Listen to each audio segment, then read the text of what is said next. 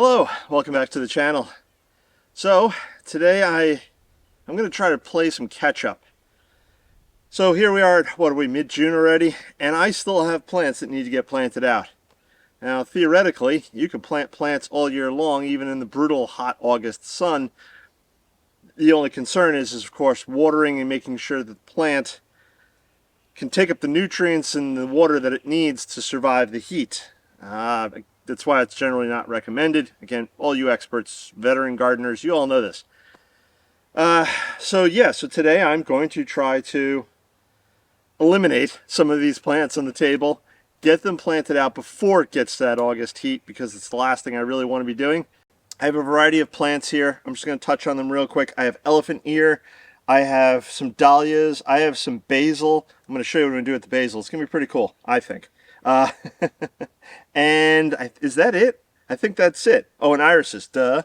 Irises. I have 3 irises that need to get planted out. So, Sophie and I, although she probably won't be on the camera much because she likes to wander nowadays, are going to turn around and start getting all this planted up, and we'll see where they go.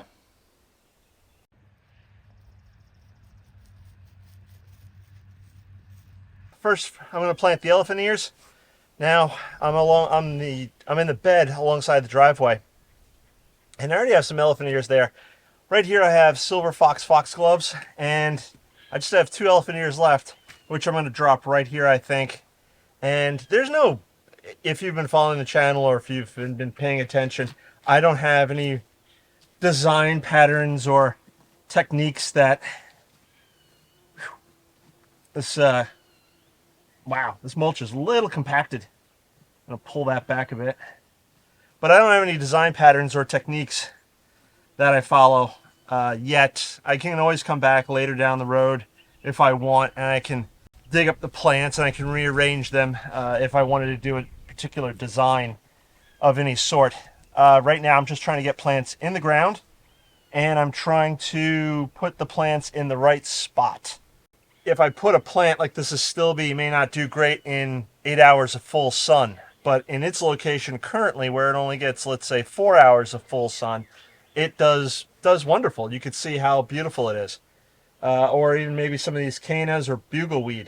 This area does get sun, but it doesn't get a full day's worth of sun. Probably around noonish, noon to 1, this area goes into full shade and stays that way for the rest of the day. So really, we're talking 4 to 6 hours of full sun. Let me start getting these in the ground, and then we'll move on to the next spot.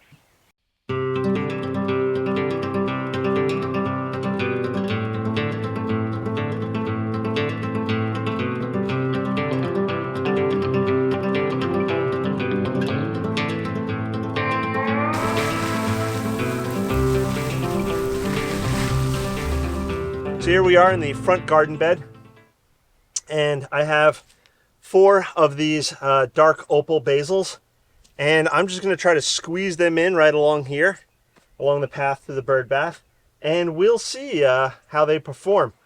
Now, they are annual, so at the end of the year they will die back, and what I'll just simply do is I will cut them down to the ground. I won't actually pull them out of the ground. I can let the roots and whatnot rot over the winter. But many of these other plants, well, the zinnias will come out, and then I can plant something different there next year. These red hot pokers will stay. I have agastache, which will stay. So there will be a few holes come next spring, but I think that's okay, because then we can fill them with something new and exciting. So let me shut up and start planting.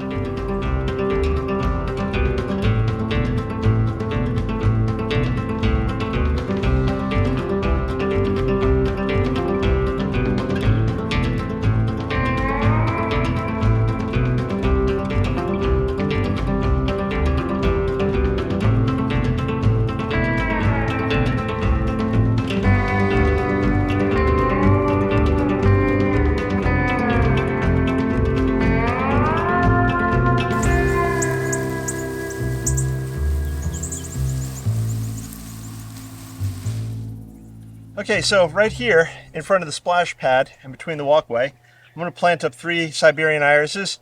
From my understanding, they do appreciate wet feet. And this area, when it does rain, it can flood if we get a heavy enough rain. Basically anything over 1.5 to 2 inches, this area starts to flood a little bit because the drain holes underneath the splash pad the ground can't take the water in fast enough. So that being said, I'm going to pull back the mulch, add some compost, plant them, cover with mulch again, of course, and we will see how they do. If my theory is correct, I should have some wonderful flowers next year.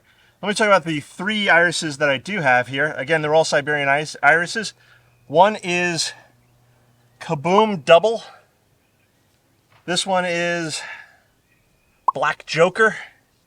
And this one is So Van Gogh. So let me get to planting these, and then we'll move on to the dahlias.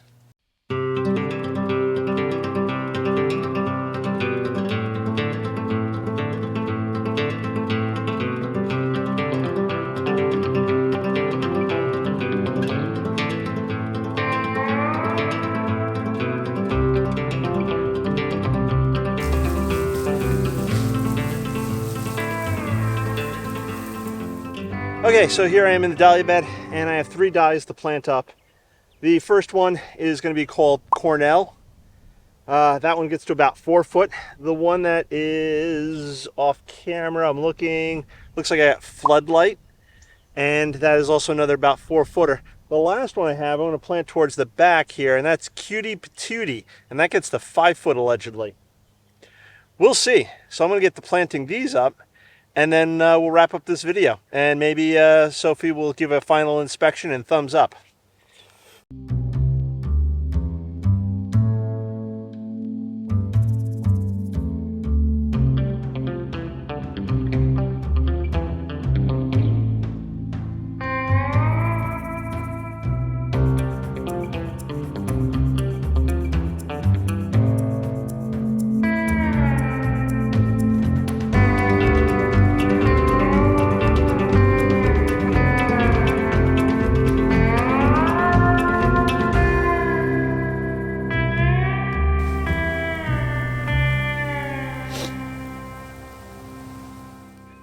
Well, there it is.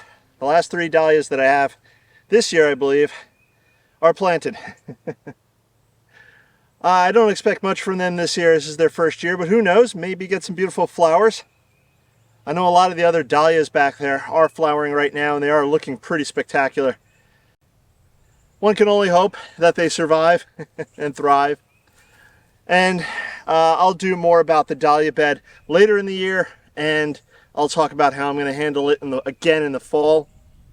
So if you haven't subscribed, please subscribe. Click that bell icon to be notified of when I do post up a new video. And this way you can follow along with my shenanigans and see what Sophie here is up to. Right? Be sure to check out all the links below. And it's hot. We're going inside. I'm going to catch you on the next one. Bye-bye.